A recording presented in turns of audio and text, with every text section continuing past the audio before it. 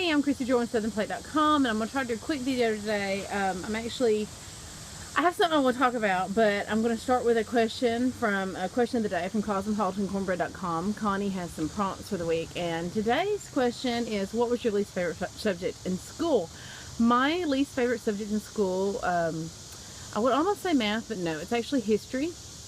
And it wasn't because I don't like history. It was because I had really bad history teachers. I just had terribly boring history teachers, which is a real shame because, you know, when a teacher doesn't have a passion about what they teach, they don't pass the passion on to their students. They actually inspire hatred of that subject for their students. And instead of inspiring a desire to learn more, they inspire a dread and a desire to get out of their class. So I had really bad history teachers, high school, college, horrible history teachers.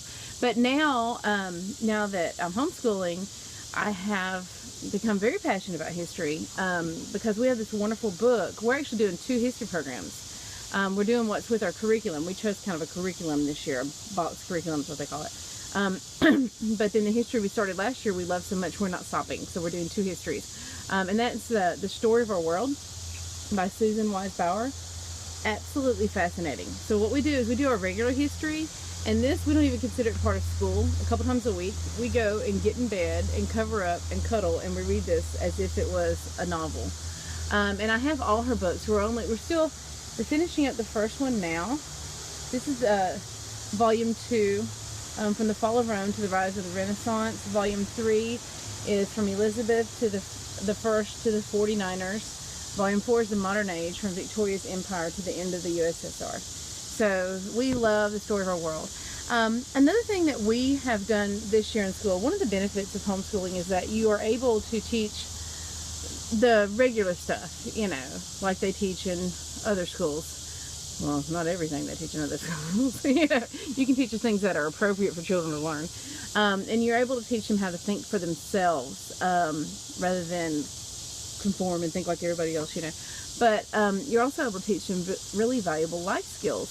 And one of the things we did this past year was we spent some time going over how to read a news report or listen to a news report and differentiate fact from opinion, which is something that a lot of adults do not know how to do these days, mainly because people don't realize we're being told opinions rather than facts. An opinion is someone's viewpoint on a topic or what someone thinks about it, and fact is something that's provable with evidence to back it up, you know. So we studied that, we went over it and explained it, and then I would actually print out a news report and give it to Katie and give her a highlighter and say, okay, highlight the opinions in this. And it's amazing to see the opinions are presented as facts. So, you know, that's really we have a lot of that today.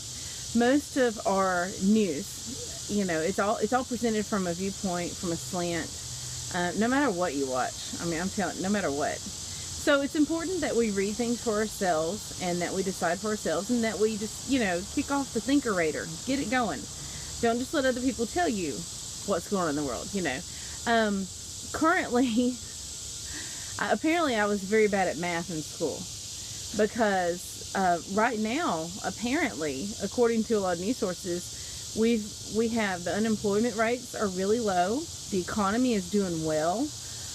Families are doing great. Families are saving all this money, and groceries haven't even gone up.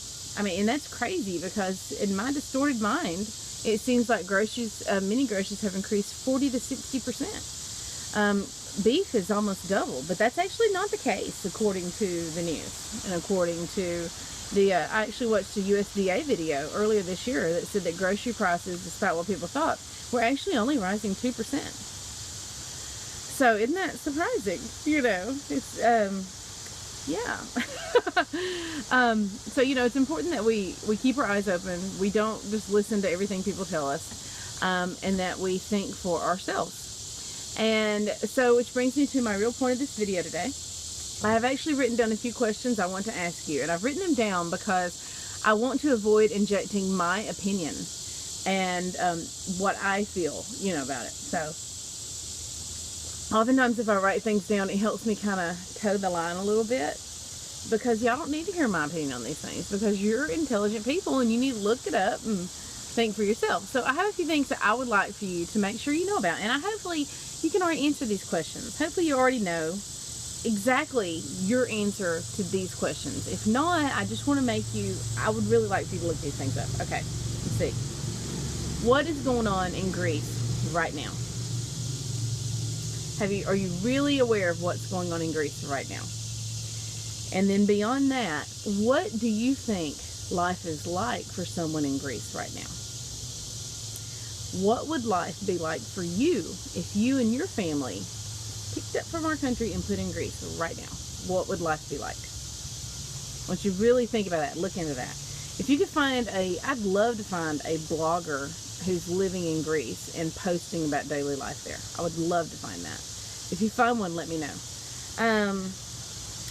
This is an interesting one. This is a heartbreaking one, and I'm being specific here. I am leading you with this because I've seen some things on the internet that just kill me on this. What do you think life is like for senior citizens in Greece right now? Look that one up. How might what is going on in Greece right now affect the rest of the world? Do you think it will affect the rest of the world? Do you think that Greece is somehow insulated and there won't be any type of a ripple effect? There won't be, their economy is somehow an island unto itself? Is it going to affect the rest of the world? How do you think it will affect the U.S.? And then the last question is, what does the United States have in common with Greece? So these are just some things to think about today. I want to make sure that you're on top of your game. Think about that. Give you some things to look into. I encourage you to look at multiple news sources, look around on the net, and just, look at it as, don't look at any sources. Okay, this is the truth. This is what's going on. Gather your information from all the sources and then put it together for yourself and think for yourself about it. Today is actually my son's 16th birthday. Crazy. I can't believe he's 16.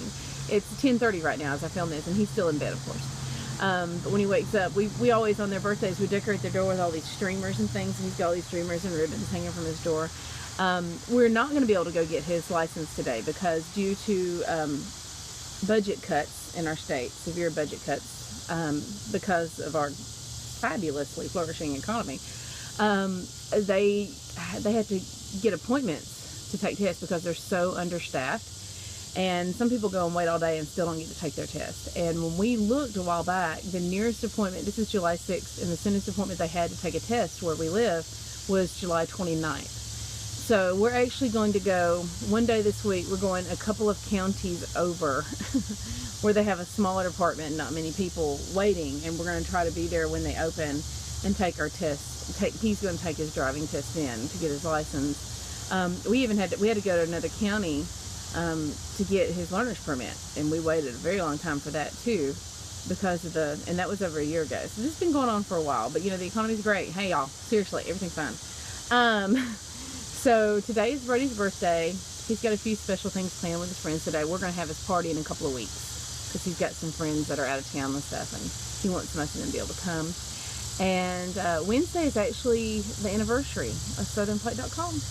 Every year I want to do something special for it, but every year it's on July 8th, and I think about it around July 5th. It's kind of like if my kids had started the website, I would think ahead and I would be doing something special for them and everything, but when it kind of feels, it's like a special day for me, so you don't really think to do things for something that's just for you. My idea would be I keep thinking one day I'd like to have a big picnic in the park and have everybody bring a potluck dish and stuff and have like a big family reunion thing. I think that would be fun. But again, you need more than 3 days time to plan something like that. So, I'm not going to do anything special that I know of other than just be grateful. It's changed my life in many ways and brought a lot of blessings. And I've enjoyed it. I've been doing it for 7 years. I'm surprised that, y'all still come. Y'all still are here. And I appreciate that. Nobody's more shocked than me. So, we'll see. See, maybe I can make it to 10 years. We'll see. But I love y'all very much, and just think about it. Think about what's going on in the world. I know sometimes it's easier not to. I understand some people emotionally just can't handle facing the reality of it. We certainly can't face the reality all the time. Sometimes we have to kind of insulate ourselves and just let ourselves just have a day of just thinking everything's fine, you know, and ground beef is still 79 cents a pound. But anyway, I love y'all very much. Y'all have a good day. I'm going to upload this to YouTube. Don't know how much I'm going to advertise it. And listen, don't, because I know there's going to be some, you know, debate about it. Don't answer the questions on this video. Y'all talk about Brady's birthday or the price of groceries or, you know what? Forget it. And if you want to answer the questions, what you think on this video, that's fine. Y'all do it, you know? But be nice and be respectful of each other. Be respectful and be kind. And if we have anyone who goes political, you know, we don't need to hear the president's name brought into this. All I can say is pray for our country, pray for the leadership. We don't need to get political with it. It is what it is. You know, don't start, because that's going to start this big back and forth, and we're just not going to have that. So state your opinion stuff, and just do it in a respectful manner. I know y'all can, but if the other people who happen upon this video, and we're not here for that. You know what? We're here, and we've got to move forward the best way we can and help each other as we move forward. So I love y'all. Have a good day, and I'll talk to you later. Bye.